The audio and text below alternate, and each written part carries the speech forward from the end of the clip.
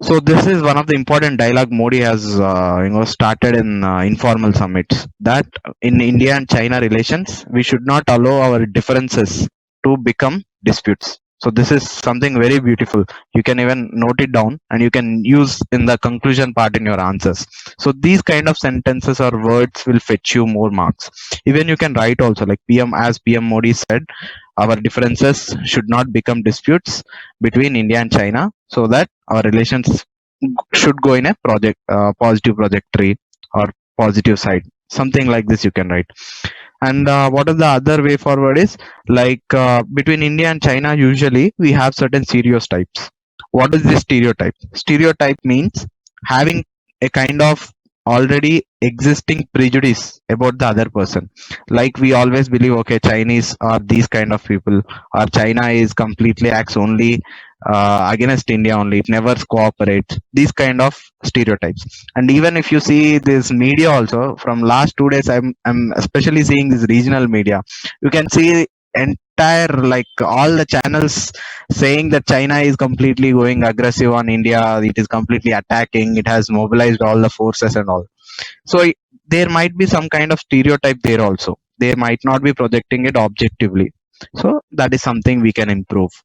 And similarly, when China is having any projects in our neighborhood, like South Asia, it has to provide certain details or should be transparent so that we will not have any suspicions. So that can be avoided. And then fourth point, I told like India and China has so much of trade deficit. India has trade deficit of about 50 billion. Yesterday I've told you like why this trade deficit. So China and India both should together work to reduce the trade deficit, because trade deficit between any two countries is not good. It should be near to zero, either negative or positive, but it should be very near. But 50 billion is very large. So China should provide more market access to us. That is one thing. And then how will you develop this people to people relations? Because what do we know about China? We don't know much. Whatever we know only from media. Do we have any connections? For example, we have many students from India going to US to study or UK to study, and we know more about UK and US people and their values, culture, etc. But with China, that interaction is very less. So if we can improve that, so positive sentiments will come. So these are kind of 4 points. Even if you write 1 or 2 points and by giving a good conclusion, it will fetch you extra 1 or 2 marks. Okay. I'll just repeat it in Telugu in 2 minutes. So ఇంతకుముందు అనుకున్నట్టు ఒక answer కి general గా introduction, body, conclusion అవసరం. So దాంట్లో conclusion part కి వచ్చేసరికి general గా మనం we have to suggest something positive suggest చేయాలి, ఎట్లా ఈ రిలేషన్స్ ని ముందర తీసుకెళ్ళాలి అనేది. సో దాంట్లో భాగంగా పిఎం మోడీ ఇన్ఫార్మల్ సమ్మిట్స్ లో ఈ మధ్య లాస్ట్ 1 year నుండి చెప్పిన మెయిన్ డైలాగ్ ఏంటంటే, మన మధ్యలో ఉన్న డిఫరెన్సెస్ అనేవి డిస్ప్యూట్స్ కాకుండా చూసుకుంటే ఇండియా చైనా రిలేషన్స్ ఇంకెక్కువ గ్రో అవ్వగలవు అని. సో అదొకటి వాడుకోవచ్చు మీరు. సిమిలర్ గా ఈ చైనాతో ఉన్న ప్రాబ్లమ్స్ లో మెయిన్ గా ఏంటి, ట్రేడ్ డెఫిసిట్. ఇంతకుముందు అన్న ట్రేడ్ డెఫిసిట్ అంటే ఏంటి, మనం ఎక్స్పోర్ట్ చేసేదానికన్నా ఇంపోర్ట్ చేసేది ఎక్కువ ఉన్నప్పుడు మన డబ్బులు అనేవి బయటి కంట్రీకి పోతాయి. సింపుల్ టు 2 ఇండివిజువల్స్ అనుకుందాం. ఇద్దరు ఇండివిజువల్స్ బిజినెస్ చేస్తున్నారు ఇద్దరి మధ్య. ఆ కంపెనీ ఆ పక్కనతనికి లేదా ఆ పక్కనతను ఏ పర్సన్ బి పర్సన్ కి ఎక్కువ అప్పిచ్చాడు బి నుంచి తీసుకున్న దానికన్నా. సో అప్పుడు ఏమవుతుంది, ఏ రుణపడి ఉంటాడు బికి. సో అట్లాంటిదే సిమిలర్ గా కంట్రీకి కూడా మన ఎక్స్పోర్ట్స్ చాలా తక్కువ ఉండి ఇంపోర్ట్స్ ఎక్కువ ఉన్నప్పుడు ఆ కంట్రీకి నష్టం. సో ఇది ట్రేడ్ డెఫిసిట్. సో ఈ ట్రేడ్ డెఫిసిట్ ని తగ్గించడానికి ఇండియా చైనా ఇద్దరు కృషి చేయాలి. అట్లాంటిది ఒక పాజిటివ్ కంక్లూజన్. సిమిలర్ గా చైనా ఏం ప్రాజెక్ట్స్ చేసినా సౌత్ ఏషియాలో జనరల్ గా పక్కన కంట్రీ కాబట్టి ఇండియాకి చాలా డౌట్స్ ఉంటాయి. ఆల్రెడీ చైనా చాలా సీక్రెట్ గా చేస్తుంది ఇట్లాంటివి. సో ఇట్లాంటి వాటిని ట్రాన్స్పరెంట్ గా మీడియాకి బయట పెడితే ఆ సస్పిషన్స్ క్లియర్ అవుతాయి. సో అప్పుడు మనం దానికి నెగటివ్ గా మనం తీసుకొని ఇంకో యాక్ట్ చేయకుండా ఉంటది. అండ్ థర్డ్ థింగ్, మన పాపులేషన్ మధ్యలో ఎస్పెషల్లీ యూత్ మధ్య we have to improve exchanges so that ఆ ట్రస్ట్ అనేది, కాన్ఫిడెన్స్ అనేది ఇంక్రీజ్ అవుతుంది. So these are the way forward kind of measures. And then so part of this India and China common organizations lo we have an organization called Shanghai Cooperation Organization. So Shanghai Cooperation Organization lo we have these many people. Okay, you can see in the map, like Russia. Initially, the Shanghai Cooperation Organization actually formed with Shanghai 5 countries, that is Russia, China, Kazakhstan, Kyrgyzstan, Tajikistan. That's it, these 5 countries. And then later Uzbekistan has joined into this. And this organization was, you don't need to worry, we'll discuss this in detail again later also, but just for the explaining this prelims question, I've prepared a question, so for that I'm explaining you this. So here initially China, to resolve the boundary disputes with the Central Asian countries, it formed a organization called Shanghai 5, and then slowly it expanded by adding Uzbekistan and Russia into this. And very recently, like in 2017, India and Pakistan have also joined into the Shanghai Cooperation Organization. Okay, and first I'll show you the question. If somebody is already aware of this, they can easily answer this question. It might be difficult, but don't worry, the prelims questions might not be of this much difficulty. Okay, and once you start reading, it will be very easy. So try to see the options here and try to guess an answer by yourself. Anyway, I'll tell you that answer also. Here it is. Shanghai, with reference to Shanghai Cooperation Organization, consider the following structures. Regional anti-terrorist structure is permanent body based out of Beijing, China. And second thing, Turkmenistan is not a member of SCO. And third thing, SCO does not have any members outside Central Asia. Which of the statements given above are correct? ఇప్పుడు general గా మీరు prelims లో ఇట్లాంటి question చేసినప్పుడు ఈ మూడు confusing ఉన్నాయి. So what you will do? The best thing to do is eliminate which you are confident. First strike out which you are pretty sure that it is not an option. For example, see the third one. SCO does not have any members from outside Central Asia. Another. Do you think it is correct? Because I said India and Pakistan are members of SCO. Do you think India and Pakistan are part of Central Asia? No, right? Because they are part of South Asia. Yesterday I told you. South Asia are those countries like Afghanistan, India, Nepal, Bhutan. So south part of Asia. So that is South Asia. So India and Pakistan are members of SCO. So third statement is wrong. So eliminate options that are having 3 as option. So B is eliminated, C is eliminated, D is eliminated. So what is the only option left? A. So A is the correct answer. So even if you don't know 1 and 2, by just knowing the third option, you are able to identify an option. So this is how you have to go for prelims choosing. So in this, the RATS, regional anti-terrorist structure, is actually present in Tashkent of Uzbekistan. In Tashkent, there are only 2 permanent bodies in SCO. One is in Beijing, that is permanent secretariat, that is just secretariat. And the second thing, RATS. RATS is an anti-terrorist structure that is present in Uzbekistan of Tashkent of Uzbekistan. Okay, that's it. And Turkmenistan is not a member. Once again, I'll show you the map. See, this is Turkmenistan, this blue color. This doesn't have any membership in here. Only these countries have membership. So Turkmenistan is not a part. So regarding Indo-US relations also, basically I believe in there are kind of 2 frameworks to study any 2 countries bilateral relations. One is try to divide it in sectors like historical sector or geographical sector or political side and then strategic side. And the other way is try to understand what are the positives or what are the opportunities between those 2 countries and then what are the challenges. So we will try to see both in whatever we discuss. So coming to Indo-US relations, basically Indo-US relations are kind of now the most trending relations. After India-China, it is Indo-US relations, because now we say we are closely moving towards USA.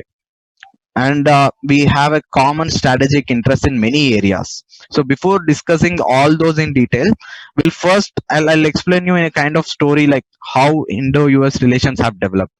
Okay, and before that, you can see here the introduction. This is very powerful introduction, and this is something, this is not a genuinely created introduction by me. It is actually something which ma'am told once in our class, and it immediately attracted my attention, because you can see those words like India being world's largest democracy. and US being world's oldest democracy. You find those words like, see, India is largest population. India has largest population, and India is a democratic country with 1.2 billion population, whereas US has got its democracy in 18th century itself. From then it is democracy. So politically it is very much inspiring for many other countries. Similarly, conducting such a large democracy in large population like India is also very important. So both the countries have common interests in the form of democracy and other values that flow from democratic countries. So that is why this introduction fits very aptly. Like India being world's largest democracy and USA being world's oldest democracy share similar values and considered to be natural allies. Okay. When we say natural allies, that means the partnership between these two countries comes out naturally because both the population believe in similar values, like believe in the rights, believe in minority rights, believe in pluralism, that everyone should have all these rights. If you see, for example, does in US and China has similar kind of partnership? No, because US has different thing, democracy, and China has more kind of authoritarian system, so it doesn't fit. Whereas with India, it is more natural, so there is more kind of cooperation between India and US. So that is a kind of introduction. Okay, so leaving that, coming to the historical aspect. Okay, basically we don't have that much civilizational connect to explain as such between India and US, but the thing is, we have a common connection starting from Europe. You all know, right? Christopher Columbus, who has discovered, whoever has discovered India, actually these Europeans first were in search of India, and in the process have discovered America. So that is how first America India contact has come. And then if you see, there is a British connection between India and US. India is also colonial empire, colony of British, and similarly America was also a colony of British at that time, till American independence. And this American War of Independence happened in 1775 to 83. Only after that it came out of British. So at that time, whenever India was under British and America was also under British, there was a kind of common links between India and America where we used to trade. Okay. So from there, slowly the people to people exchanges started. And one of the famous incident is, you all know, Chicago speech of Swami Vivekananda. He started giving a speech about Indian religion and Hinduism in Chicago, which is even famous now also. So that's how this connection came in. And then from there, there are many other incidents also. But during Indian freedom struggle, that is from 1900 to 1945, the contacts have grown even more. One of the prominent incidents is Lala Lajpati Rai visiting US. This is one of prelims question also in UPSC. Like Lala Lajpati Rai went to US in 1907, and from there he started Indian Home Rule League in USA. He started Indian Home Rule League in USA and tried to mobilize positive opinion about India in US population. And he tried to showcase how British are actually exploiting India. So that's how he want to gain this empathy or kind of sentiment from US population, because US was at that time already becoming one of the major country or major power, and it is that country which gained independence from British. So Indians always used to believe that if we get a positive support from international community, especially like US, it would be having more pressure on British to give freedom. So that's how many of the organization started in US. That is one thing. Second thing, we also got inspired from US in many things, like the democracy, like the Supreme Court, or the values, or elections, even the federalism. All of this we have took it from US. We have modified it, of course, but this inspiration came from US. Similarly, there is Ghadar Party. Ghadar Party is nothing but a revolutionary party that started in US. So that also has a connection between India and US. And then, if you all remember, during the Dandi March, that is Salt Satyagraha, there was a beating that happened on individual satyagrahas, and that was exposed to the world by US media. And from then, we got a positive response towards Indian freedom movement. Okay, so that is something. I'm just giving you some of the examples to explain you how this relation is being developed. And then during the World War II, it is because of India's freedom struggle, like 1942 quit India struggle. US presidents have constantly forced British prime minister like Winston Churchill to actually grant us freedom or to push towards reforms in political freedom. And that is why you see in modern history like cabinet mission plan, Wavell plan, all these are some of the plans.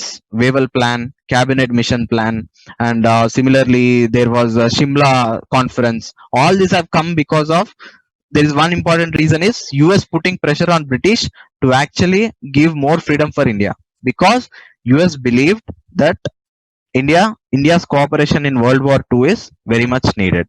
Okay, so and then you all know that we have this huge influence, soft power in the form of Gandhi. And this Gandhism, that is non-violent struggle, has also a similar connection with US, because same Gandhian principles were used later in US by a famous personality called Martin Luther King.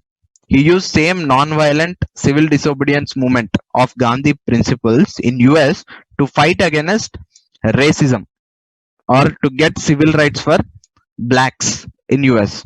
So that is how there is significant connection right from this connect of British to till independence.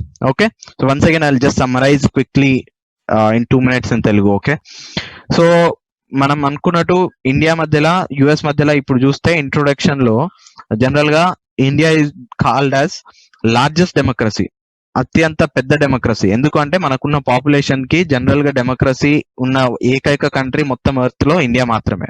అట్లనే US ఉన్న significant quality ఏంటంటే oldest democracy, almost 200 years, near to 200 years democracy US లో. So natural గా ఇండియాకి US కి చాలా common shared interest ఉంటాయి, qualities ఉంటాయి. సో ఈ అలా మనం న్యాచురల్ అలైస్ అయ్యే ఛాన్స్ ఎక్కువ ఉంటది అన్న టైప్ లో మీరు ఇంట్రొడక్షన్ స్టార్ట్ చేయొచ్చు. ఓకే, అండ్ దెన్ మన హిస్టారికల్ యాంగిల్ కి వస్తే, first of all colonial connect. మన బ్రిటిష్ ఎంపైర్ ఫస్ట్ ఇండియాకి యుఎస్ కి కామన్ గా కాలనీ ఉండే, అంటే ఇంపీరియల్ కంట్రోల్ ఉండే. తర్వాత అరౌండ్ 1785 లో ఆ టైంలో US got independence. And from then this trade and cultural, regional or religious connections have established. One of the prominent thing is Swami Vivekananda US కి వెళ్ళి అక్కడ స్పీచ్ ఇచ్చారు, చికాగో స్పీచ్ అని చెప్పి. అలా ఫస్ట్ టైం ఇండియా గురించి స్లోగా యుఎస్ లో పాపులేషన్ కి తెలవడము, యుఎస్ నుండి ఇక్కడికి ఆ కనెక్షన్స్ అనేవి, ఎక్స్చేంజెస్ అనేవి జరిగినాయి. ఆ తర్వాత ఇండిపెండెన్స్ స్ట్రగుల్ ఆఫ్ ఇండియాలో యుఎస్ పాత్ర కూడా చాలా కీలకం. దాంట్లో major example Lala Lajpat Roy. Lala Lajpat Roy US కి వెళ్ళి మన ఇండియన్ ఫ్రీడమ్ స్ట్రగుల్ గురించి అక్కడ ప్రచారం చేయడము, దానికి పాజిటివ్ ఒపీనియన్ క్రియేట్ చేయడము ఒక ఎత్తు అయితే, సిమిలర్ గా గద్దార్ పార్టీ అని చెప్పి రెవల్యూషనరీ పార్టీ ఒకటి చేశారనమాట. రెవల్యూషనరీ స్ట్రగుల్ అంటే they want to over through British. Success అవ్వలేదు వాళ్ళు, but they want to over through. So ఆ ఆర్గనైజేషన్ కూడా యుఎస్ లోనే ఏర్పాటు చేశారు ఫస్ట్. సో అలాంటి కనెక్షన్ ఉండే. ఆ తర్వాత రాను సాల్ట్ సత్యాగ్రహ గానీ, నాన్ కోఆపరేషన్ మూవ్మెంట్ లో గానీ, ఈ అప్పుడు యుఎస్ మీడియా అనేది గాంధీ యొక్క నాన్ వయలెంట్ సత్యాగ్రహం మీద చాలా ఫోకస్ పెట్టింది. సో అప్పుడు ఈ లాఠీ చార్జ్ ఇవన్నీ చేస్తున్నప్పుడు కవర్ చేయడం వల్ల మనకు ఒక పాజిటివ్ ఇమేజ్ అనేది ఇంటర్నేషనల్ గా వచ్చింది. సో అలా 1939 కి వరల్డ్ వార్ 2 అనేది వచ్చింది. అందరికి తెలుసు 1939 లో వరల్డ్ వార్ 2 వచ్చిందని. అప్పుడు యుఎస్ ప్రెసిడెంట్ కాన్స్టాంట్ గా బ్రిటిష్ ప్రైమ్ మినిస్టర్ అయిన విన్స్టన్ చర్చిల్ మీద పుష్ చేసేవాడు, ఇండియాకి ఫ్రీడమ్ ఇవ్వాలి, ఇండియాకి కనీసం కన్సెషన్స్ అన్ని ఇవ్వాలి మీరని. ఎందుకు అంటే, ఒకటి ఇలా జనరేట్ అయిన పాజిటివ్ ఇంప్రెషన్, రెండు ఇండియా సపోర్ట్ అనేది చాలా ఇంపార్టెంట్ వరల్డ్ వార్ 2 కి. సో ఆ రెండింటి విధంగా అలా ఫోర్స్ చేయడం కూడా మన ఇండియా యుఎస్ రిలేషన్స్ లో one of the important factor. So అలా క్రిప్స్ మిషన్ గానీ, వేవెల్ ప్లాన్ గానీ, ఇవన్నీ సక్సెసివ్ గా రావడానికి వన్ ఆఫ్ ద రీజన్ అది. ఓకే, అది ఇండిపెండెన్స్ వరకు. ఇండిపెండెన్స్ తర్వాత ఏమైందంటే, ఇనిషియల్ గా మనం చూస్తే నెహ్రూ ఇండిపెండెన్స్ అవగానే నెహ్రూతోని తర్వాత యుఎస్ లో ట్రూమెన్ అనే ప్రెసిడెంట్ ఉండే. సో ఇనిషియల్ గా చాలా బాగుండే connections, because US was very much willing to help India. But what happened is, Nehru used to believe in a non aligned status. Or మీరు అందరు వినుంటారు, you might have all heard this word called non alignment. And India was a basic founder of this non-alignment movement. What is non-alignment movement? Non-alignment movement is, in basic understanding, not aligning with any of the superpowers during that time. Because from 1945, if you see, the world is divided into two blocks: capitalist bloc and communist bloc. Capitalist bloc was headed by US. Communist bloc was headed by USSR, or United Soviet Socialist Russia. So రష్యాకి తర్వాత Soviet union కి అమెరికాకి cold war జరుగుతుండే. So అన్ని countries ఏదో ఒక side, sorry, every country is trying to take one side between either US or Soviet Russia. But India under Nehru started this non-aligned status. That means we are not going to align with any of these countries. We are going to take independent decisions. This is non-aligned status or non-aligned movement. So because of this non-aligned status, US started seeing India with a suspicion, because US used to believe that if either you are with us or against us, but not anything between. Did you understand with this? Either you are with us or against us. Either with us or against us. That means either you be supporting us or you are completely enemy to us. That is what US used to believe. It was completely suspicious of India's non-aligned status. US used to believe that India is actually getting close to Soviet Union because of this non-aligned status. So that's how slowly the difference between US and India has slowly increased from 1949 to 1959. But however, after 1959, yesterday I've already explained you that relations between India and China have slowly deteriorated or slowly went into negative side. Because by 1962 we had India-China war. Because China is a communist country, US again slowly started supporting India.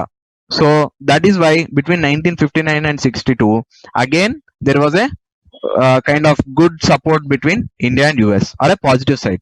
But that was not strong enough, because if we see during 1962 war, US didn't support much India, even though it verbally, that means by saying or slogans, all this it has supported, but not with physical or defense support. So that is still 1962. And then again from 1962 the relations slowly started going again in a negative phase. Why? Because in 1971, after 1962, in 1971 there was a war between India and Pakistan. In that, India fought with East Pakistan, or liberated East Pakistan. So East Pakistan became Bangladesh. So 1971 Indo-Bangladesh war. So in that war India won. But during that war, US actually sided with Pakistan and India sided with Soviet Russia. So there was almost a lowest point in India-US relations, because US completely sided with Pakistan and India sided with Soviet Russia. So that is the lowest point in 1971. And just one example, one story I'll tell you. At that time, US president was Richard Nixon. So Richard Nixon is a US president at that time during 1971. And India's prime minister is, if you all know, Indira Gandhi. So he used to have a racial kind of comments also on Indira Gandhi. He said some bad words also during that time because of that animosity. So that is a kind of negative relations side the relations went into. So I want to just explain you with that example, okay? However, after 1971, slowly you all know that again in 1991 USSR, that is Soviet Union, collapsed and Russia came out.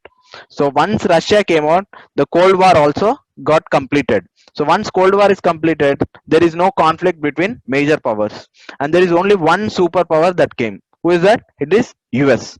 So when there is only one superpower, India can't go with non-aligned status. It has actually need to cooperate with all the countries. So that is why after 1991, slowly India-US cooperation started. It started in various facets.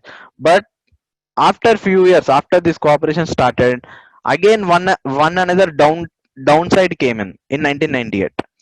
That is, India conducted nuclear tests. You all know that in 1998 India conducted the second nuclear test, and was successful nuclear country after that.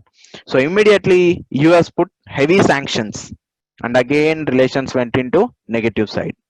So after that, slowly US realized that India is not like any other nuclear power but a responsible nuclear power.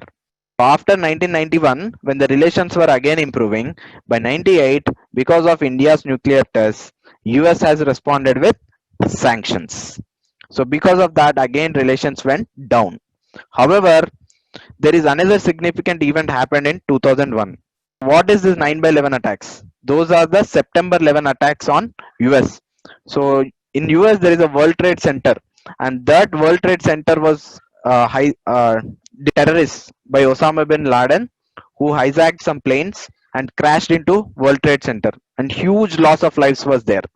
Then US realized that there is an very biggest threat of terrorism to US, and India was shouting about this terrorism from long back before that. But then US realized, and US said that okay, from now we'll cooperate even more with India. So that is how from 2001 India and US slowly started cooperating more on terrorism. And then that is one of the, again, push into positive side for India US relations. And then slowly by 2008 there is a landmark event. This is civil nuclear agreement. Civil nuclear agreement between India and US. Even now people or many scholars call this 2008 civil nuclear agreement as a landmark event in transforming India US relations into next level. So why do they call it? Because it is for the first time, because of the civil nuclear agreement, in because of US having an agreement with India, US made India a global nuclear recognized power. Because till then we have nuclear weapons, okay, but we are not recognized as a responsible power, one thing. Second thing, we had heavy sanctions from all the western countries, that is from US and US allies like Canada, Japan, Australia, all these countries. And we used to depend on raw materials for nuclear reactors like thorium, like uranium, plutonium. For all these raw materials we used to depend on western countries like Canada, Australia, all these countries. So because of that sanctions, our nuclear activity got actually reduced. But because of 2008 agreement, again all these countries started giving us supplies and making agreements with India, and also removing those sanctions. Okay, so that is why 2008 is a major landmark deal. So that is about 2008. And from 2008 you all know it is completely into the positive trajectory. Okay, so the relations are very good right now. It is slowly going more and more into the positive side, but there are certain irritants or certain challenges in India US relations. So we'll see that now in another sectoral wise division. So I'll just give a brief summary of this in 2 minutes, and then I'll explain it in Telugu and we'll go to the other format. So if we see India US relations, as I said, it has also seen ups and downs. So it has basically started from British connection, and then with the exchange of leaders like Swami Vivekananda, Lala Lajpati Rai, and then Gaddar Party, all these have established some communication between India and US. And then slowly during the World War II, there was significant cooperation from US to put pressure on British to give freedom to India. And then after independence, initially there was more cooperation, but because of India's non-aligned status, US actually uh, diverged or went far from India, and India went close with Soviet Union. So that is why in 1971 India and US were completely on opposite sides, that is US supporting Pakistan and India with the support of Soviet Russia. But however, after 1971, from that lowest point, we again improved our relations, especially after 1991. In 1991, what I said, like important event, that is Soviet Union collapsed and became Russia. So because of that, there is only one country, that is US as a superpower, and there is no Cold War. So India started cooperating with US and all other countries equally. So that's how relations again improved. But in 1998, because of nuclear bomb tests by India, the relations again went into negative side because of sanctions by US and other countries. Okay, and then after few years in 2001, because of the September 9 by 11 attacks, again there was a cooperation from India and US on terrorism.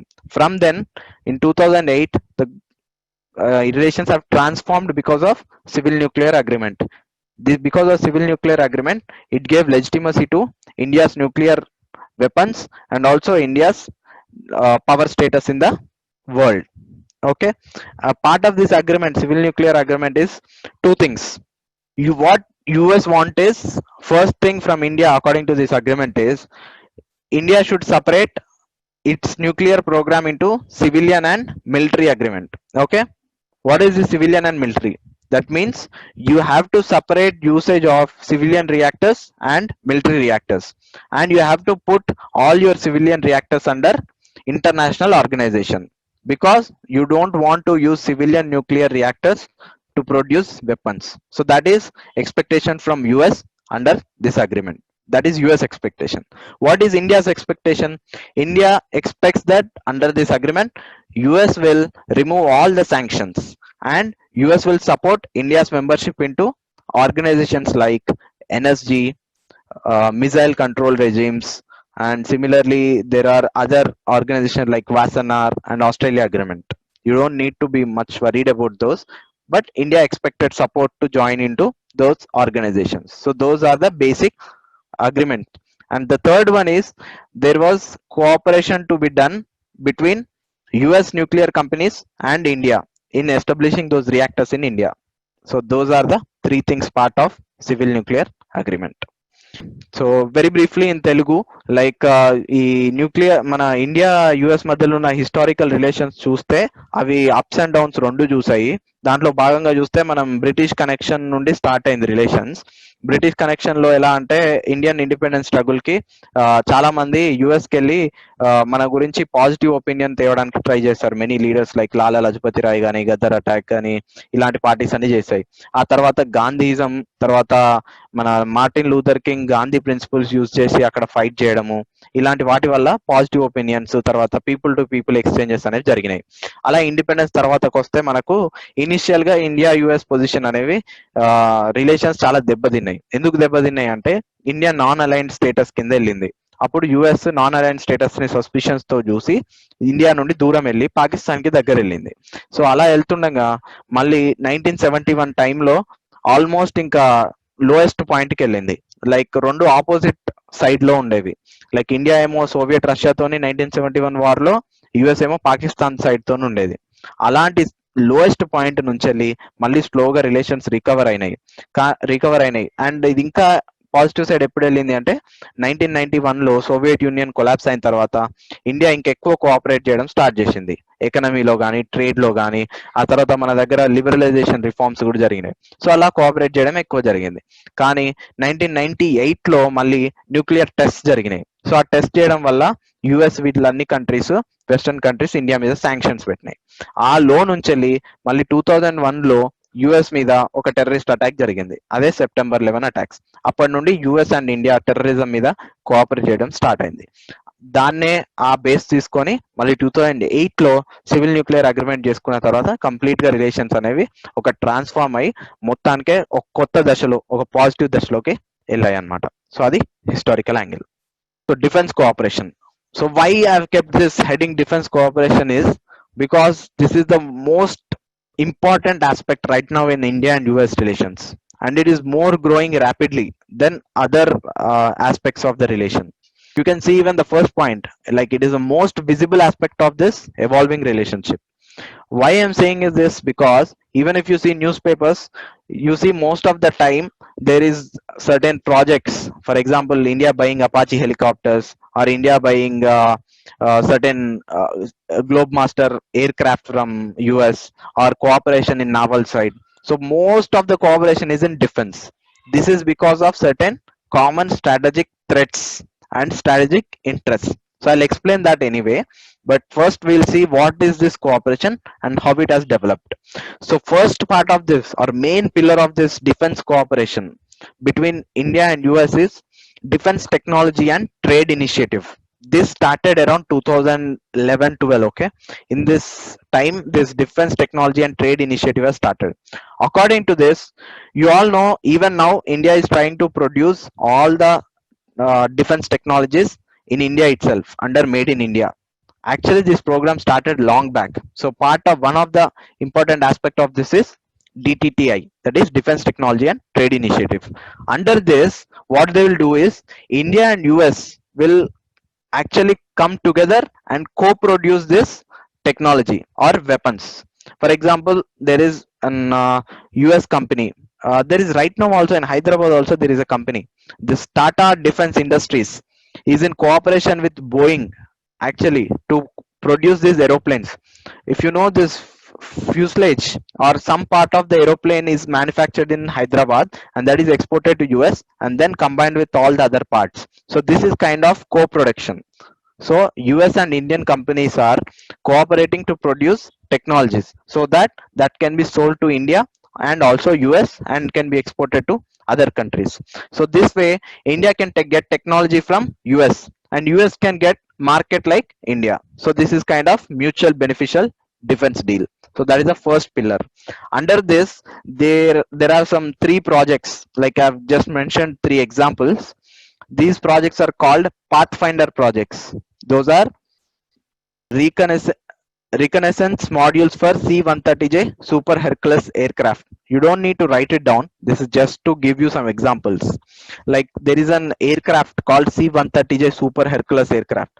So for that, to get the surveillance information and all, that modules are actually manufactured in India. So this is kind of cooperation between India and US under this program. Similarly, we are manufacturing some hybrid power sources, because in when you are going into war, there are sometimes disruption of power, so you have to generate power there itself. So in that also technology, India and US cooperating.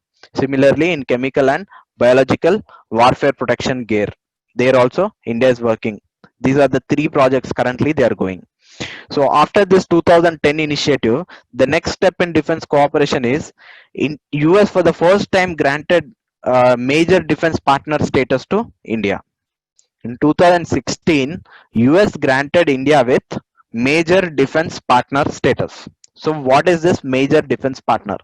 So as the name suggests, usually US has certain high level sophisticated defense equipment, but it doesn't sell to every country. It sells only to certain close allies or partners. So because India is US given us this status in 2016, we started or we are able to import certain sensitive and high-end technologies from US because of this major defense partner. Because US sells mainly to either to its allies. So who are those allies? It is like Japan, Australia, South Korea, UK. These are allies of US. That means they have a security partnership. But India doesn't have that security partnership. India is kind of independent country. So it follows its own foreign policy. Despite that, US gave the status. That means US wants to sell this equipment to India even though it is not an ally because of major defense partner status. So this is 2016. And then we'll go to next thing. So then again, coming back to 2018, this is another landmark event. US again gave us next step. This is the next higher step after major defense partner status, that is strategic trade authorization, STA1 status to India. So what is this STA1? Strategic trade authorization status. So according to this status, basically if you want to import something from US, you have to get a license. That means there are several procedures, like you have to first apply for a license and then it has to go to Congress. There is a US Congress. So like our parliament, there is US Congress. So US Congress has to approve. Only then US can export certain technologies to India, because these are sensitive technologies. Because if suppose US has developed a latest technology like submarines, in submarines there is latest improvement, and if it sells to any other country, and if that country is cooperating with US enemy, then it will be loss for US. So that is why they have this licensing format. But US has given us exemption from that licensing. So because of this STA1 status, India can now directly import those products directly from those companies. So there is kind of exemption. So this is STA1 status. So now India can actually freely access them. Apart from that, India has largest military exercises with US. When you compare with all the countries, India has the largest number of exercises with US. Some of the examples are Malabar exercise. Okay, Malabar is a naval exercise which usually happens in either Indian Ocean or Pacific Ocean. So Malabar earlier it used to be India and US. Right now even Japan is invited into it. Okay, even Japan also participates now. That is Malabar exercise. Similarly, there is RIMPAC. That is Rim of Pacific Ocean. Rim of Pacific Ocean. RIMPAC. Rim of Pacific Ocean. So in Pacific Ocean also similarly India and US and many other countries, Western countries, participate in military exercise. This is for both military and humanitarian aspects. When I say humanitarian, it means like if some tsunami is there, so like how we have to protect the people when a tsunami comes. So that kind of practice will be done in this exercises. And then there is army to army exercise, that is Yuddha Abhyas between India and US. So these are kind of military exercises that are between India and US. So this tells you the significance.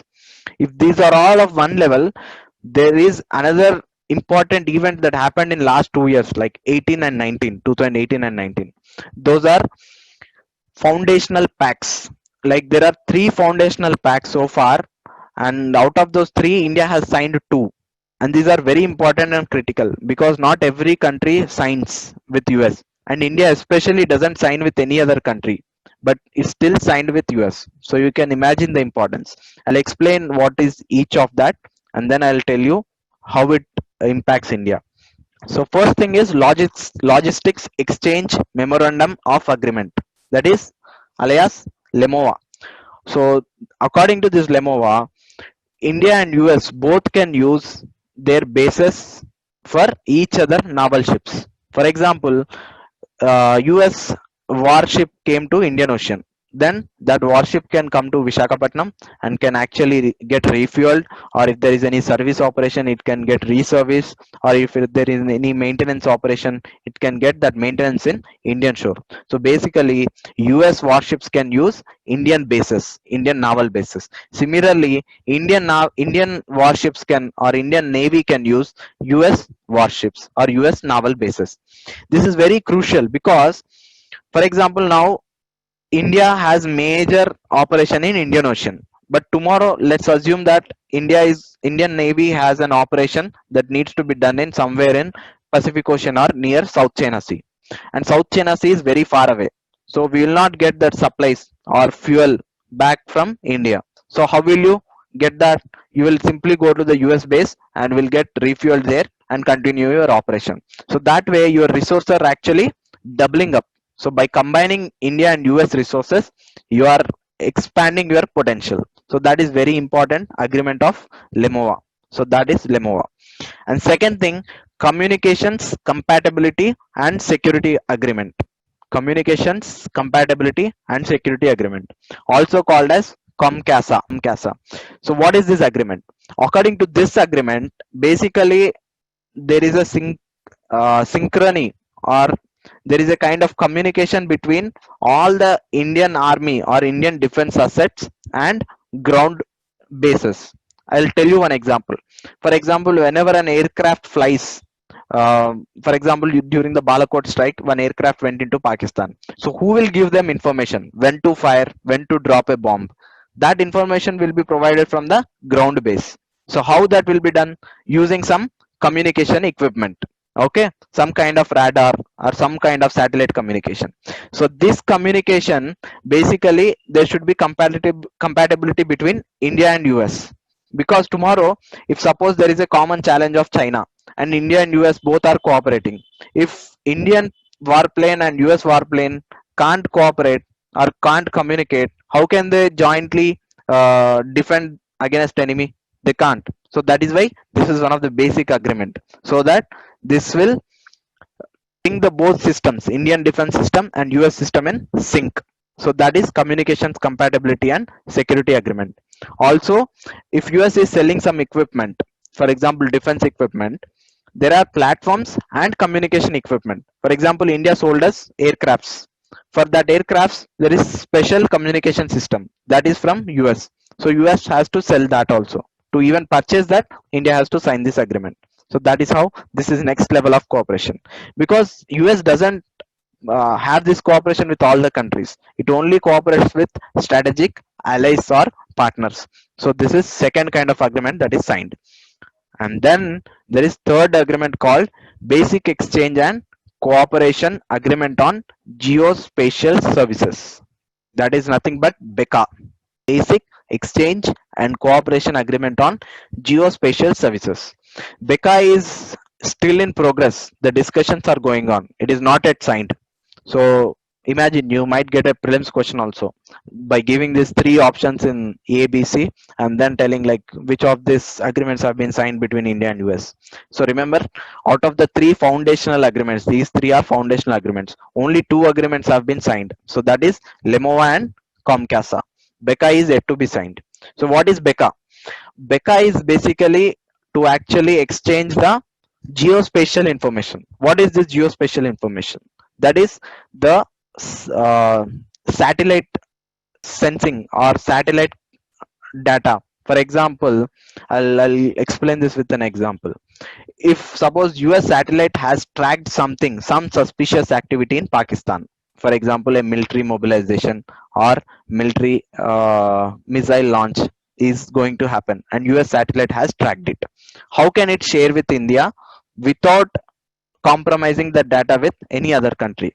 That can be done only when this kind of agreement is there.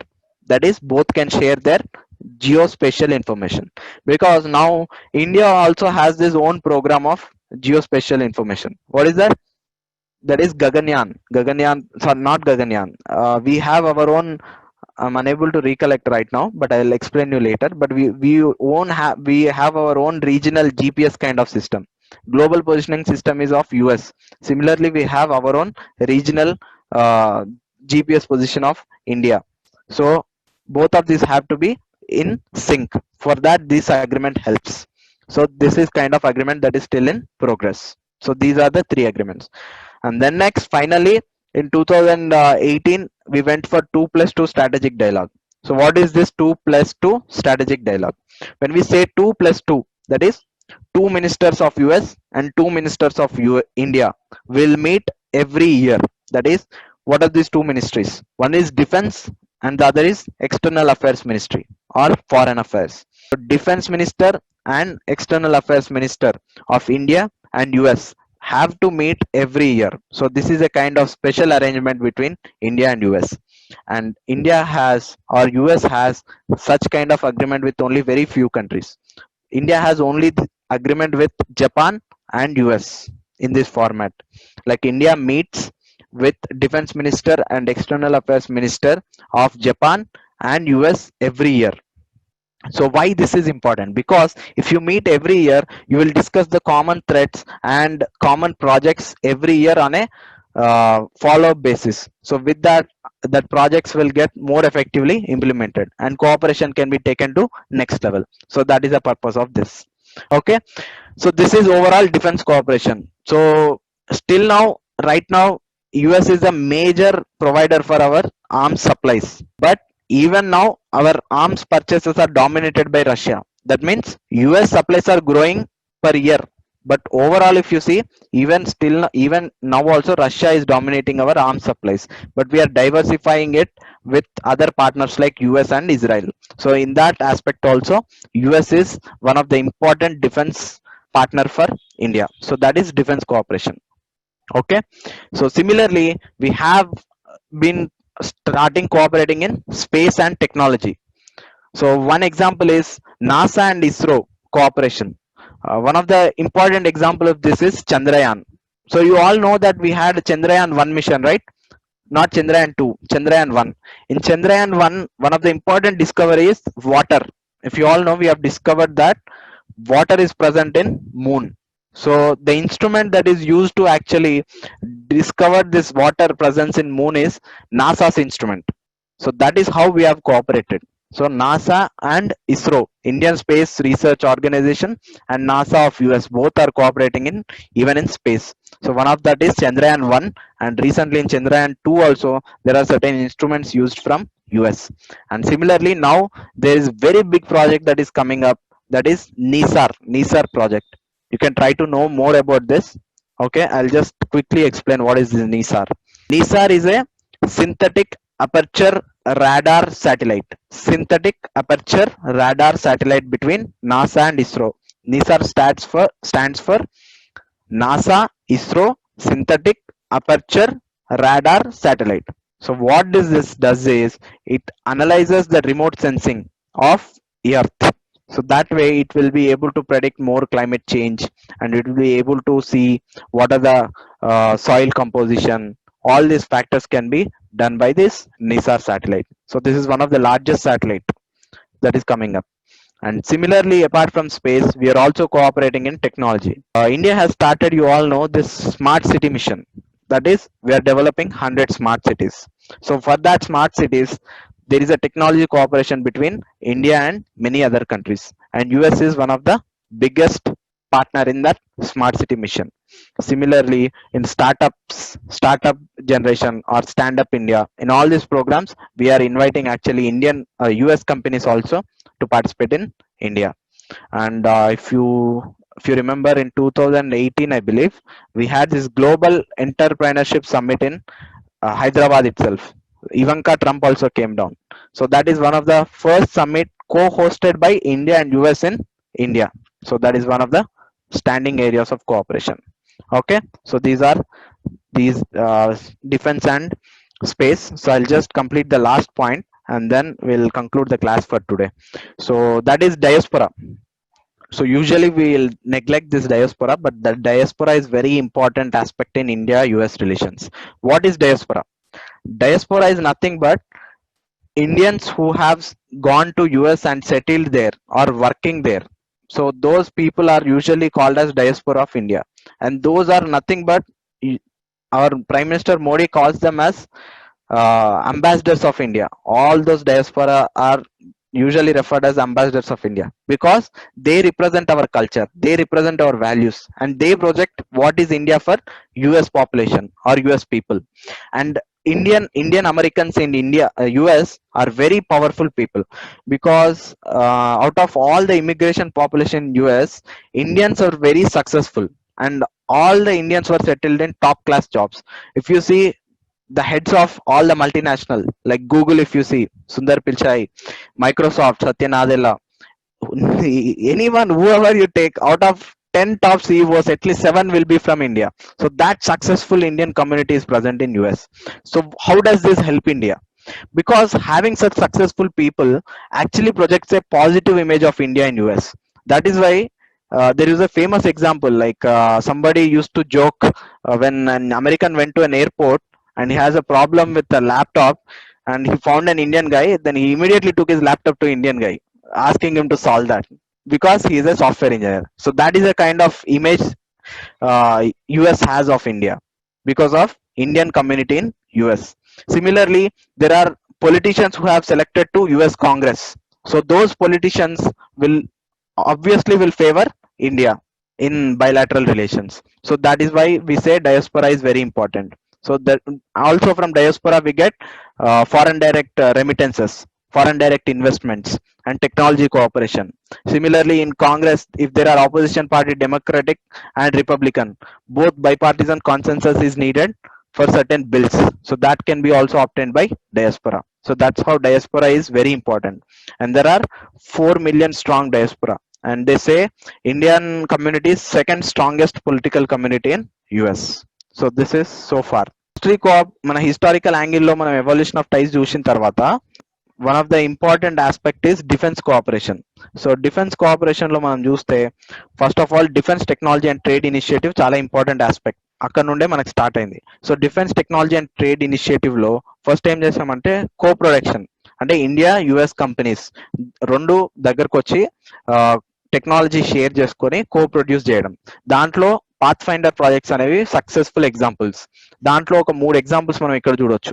For example Hyderabad లో మనం చూస్తే ఇప్పటికి కూడా చాలా companies, defence companies ఉన్నాయి. అవి US తో cooperate చేసి పనిచేస్తున్నాయి. ఫర్ ఎగ్జాంపుల్ టాటా పవర్స్ అని ఉంది, టాటా ఏరోస్పేస్ ఇండస్ట్రీస్ ఉంది, మన హైదరాబాద్ లోనే ఉంది. అది యుఎస్ లో ఉన్న బోయింగ్ సంస్థకి కొన్ని పార్ట్స్ ని సప్లై చేస్తుంది. అలాగే C-130J అనే సూపర్ ఎయిర్క్లాస్ ఎయిర్ క్రాఫ్ట్ ఉంది, దాని పార్ట్స్ ఇండియాలో మ్యానుఫ్యాక్చర్ అవుతుంది. ఇది ఎలా? బికాస్ ఆఫ్ DTTI, ఆ defence technology and trade initiative project లో భాగంగా యుఎస్ టెక్నాలజీ కోఆపరేట్ చేయడము, లేదా రెండు కలిసి డెవలప్ చేయడం. అలాగే mobile electric hybrid power sources కానీ, chemical and biological warfare protection కానీ, ఇవన్నీ ఇలా ఇద్దరు కలిసి డెవలప్ చేస్తున్నారు. ఇది one of the important component of make in India కూడా. సో ఇది వన్ ఇంపార్టెంట్ ఎగ్జాంపుల్. ఇలా 2011-12 లో స్టార్ట్ అయిన DTI స్లోగా 2016 లో యుఎస్ మనకు మేజర్ డిఫెన్స్ పార్ట్నర్ స్టేటస్ అనేది గ్రాంట్ చేసింది. మేజర్ డిఫెన్స్ పార్ట్నర్ అంటే ఏంటంటే, ఆ డిఫెన్స్ ఎక్విప్మెంట్ ఏదైతే ఉందో సెన్సిటివ్ కానీ చాలా సొఫిస్టికేటెడ్ కొన్ని టెక్నాలజీస్ ఉంటాయి కదా, లైక్ అటాక్ హెలికాప్టర్స్ ఉన్నాయి, అవి అందరికీ అమ్మదు యుఎస్. సో ఇండియాకి ఆ స్టేటస్ ఇవ్వడం వల్ల స్లోగా అమ్మడం స్టార్ట్ అయింది. అండ్ దెన్ 2018 లో STA-1 స్టేటస్ ఇచ్చింది. STA-1 స్టేటస్ ఇంకా దానికి ఒక లెవెల్ హై. ఇది ఓన్లీ యుఎస్ కి దగ్గరలో ఉన్న allies కి మాత్రమే ఇస్తుంది, ఇంకా అందరికి ఇవ్వదు. Like for example Japan is closest ally, ఎందుకంటే జపాన్ కి సంబంధించిన డిఫెన్స్ అంతా యుఎస్ఏ కేర్ తీసుకుంటది. కాబట్టి యుఎస్ కి ఏ ప్రాబ్లం లేదు ఏ కొత్త విమానం తయారు చేసినా అమ్మడానికి. కానీ ఇండియాకి అలా అమ్మదు. బట్ మన కోఆపరేషన్ అంతా డెవలప్ అయింది కాబట్టి యుఎస్ అనేది మనకు strategic trade authorisation STA-1 status ఇచ్చింది. ఆ స్టేటస్ వల్ల మనం ప్రతిసారి ఏదైనా ఎక్విప్మెంట్ కొనాలంటే ఒక లైసెన్స్ అప్లై చేయాల్సిన అవసరం లేదు.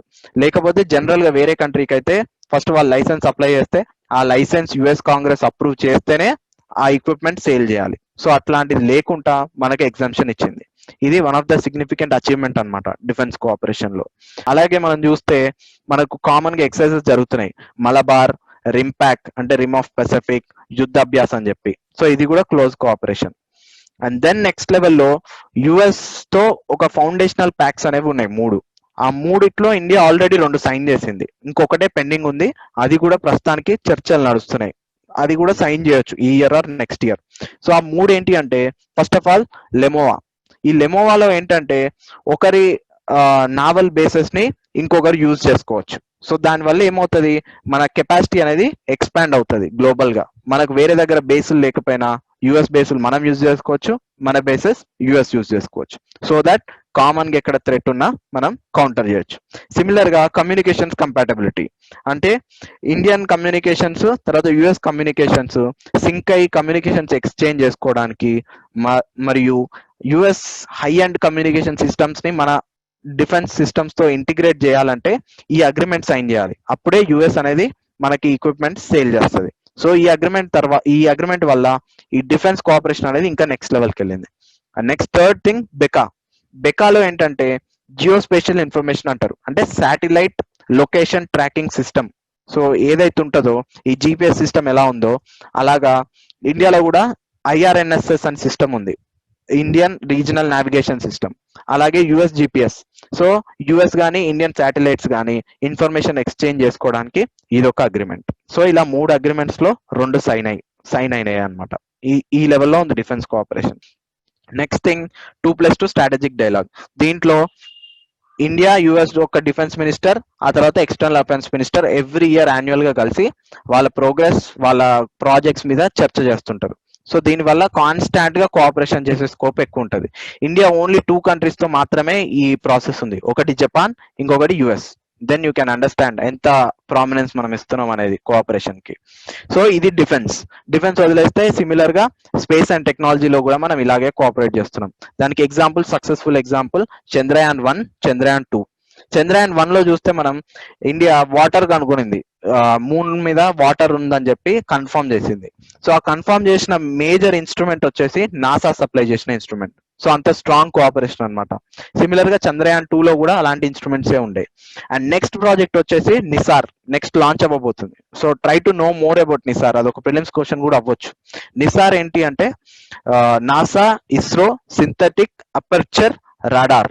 అంటే రిమోట్ సెన్సింగ్ బేస్డ్ రాడార్ అన్నమాట. కంప్లీట్ గా ఈ climate change related temperatures change కానీ, ఈ క్రాప్స్ ఎంత గ్రో అవుతున్నాయి, ఎంత గ్రో అవ్వట్లేదు, ఎక్కడ మినరల్స్ ఉన్నాయి, ఎక్కడ మినరల్స్ లేవు అనేవి ఈ నిసార్ శాటిలైట్ చేస్తుంది. ఇది one of the largest project world లోనే, సమ్ 5 బిలియన్ ప్రాజెక్ట్ అన్నమాట. సో అది India and US cooperating. So ఇలా స్పేస్ లో కూడా కోఆపరేట్ చేస్తున్నాయి. సిమిలర్ గా ఇండియాకి సంబంధించిన డెవలప్మెంట్ ప్రాజెక్ట్స్ ఉన్నాయి కదా, ఫర్ ఎగ్జాంపుల్ స్మార్ట్ సిటీస్ కానీ, స్టార్ట్అప్స్ కానీ, వీటన్నిటిలో కూడా Indian companies and US companies రెండు కోఆపరేట్ చేస్తున్నాయి. యుఎస్ లో ఉన్న టెక్నాలజీ గూగుల్ లాంటి కంపెనీస్ కూడా స్మార్ట్ సిటీలో ఇన్వెస్ట్ చేస్తున్నాయి, స్మార్ట్ సిటీలో స్మార్ట్ టెక్నాలజీస్ ప్రొవైడ్ చేస్తున్నాయి అనమాట. సో అది అండ్ లాస్ట్ థింగ్ వచ్చేసి డయాస్పోరా కనెక్షన్. ఈ డయాస్పోరా అంటే ఏంటి అంటే, మన ఇండియన్స్ ఎవరైతే అక్కడికి వెళ్ళి సెటిల్ అయిన వాళ్ళు కానీ, అక్కడ వెళ్ళి వర్క్ చేస్తున్న వాళ్ళు కానీ, ఇప్పుడు H1B వీసా మీద స్టూడెంట్స్ వెళ్ళి అక్కడ వర్క్ చేయడం, వీళ్ళందరూ డయాస్పోరా. అట్లాంటి వాళ్ళు ఆల్మోస్ట్ మనకు 4 మిలియన్ ఉన్నారు, అంటే 40 lakh. సో 40 lakh ఇండియన్స్ అక్కడ సెటిల్ అయి ఉన్నారు. ఇది సెకండ్ లార్జెస్ట్ కమ్యూనిటీ అనమాట యుఎస్ లో, అండ్ చాలా హైయెస్ట్ వెల్ సెటిల్డ్ కమ్యూనిటీ. అందరూ టాప్ 1% జాబ్స్ లలో ఉన్న వాళ్ళు. సో దీనివల్ల మంచి పాజిటివ్ ఇన్ఫ్లుయెన్స్ అనేది ఇండియా మీద యుఎస్ లో ఏర్పడింది. అందుకే ఈ 2008 డీల్ కానీ, ఆ తర్వాత ఇంత క్లోజ్ కోఆపరేషన్ రావడానికి కానీ వన్ ఆఫ్ ద ఫ్యాక్టర్, అన్నిటికి కాదు but one of the important factor is this diaspora connection. అందుకని యుఎస్ అండ్ ఈ డయాస్పోరాకి పొలిటికల్ గా కూడా పవర్ ఉంది. మీరు చూస్తే లాస్ట్ ఎలక్షన్స్ లో కూడా 2-3 ఇండియన్ అమెరికన్ కమ్యూనిటీ వాళ్ళు నామినేట్ అయినరు, ప్రెసిడెంట్ కి నామినేషన్స్ కి ట్రై చేశారు, లైక్ కమలా హారిస్ అని చెప్పి. సో అంత పవర్ఫుల్ అన్నమాట. అలా పొలిటికల్ కనెక్షన్స్ అనేవి డెవలప్ అవుతున్నాయి. సో